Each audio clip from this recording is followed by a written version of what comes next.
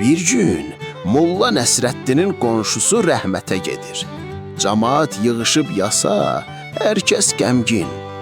Molla keçir məclisin başına, başlayır rəhmətliyi tərifləməyə.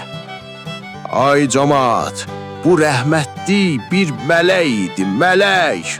Elə ailə canlı idi ki, evindən çölə çıxmazdı. Qazandığını qəpiyinə kimi gətirib arvadına verərdi. Qonaq gələndə sevincindən bilməzdi neynəsin. Süfrəni quş südü ilə bəzəyərdi. Molla elə tərifləyir ki, heç kimin səsi çıxmır. Vaxt ölənin arvadı göz yaşların silə-silə yavaşca mollaya tərəf əyilir.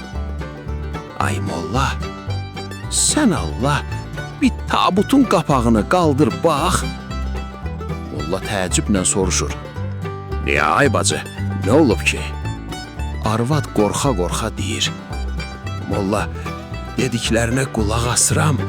Birdən qorxuram ki, tabutda yatan mənim ərim olmaz ha.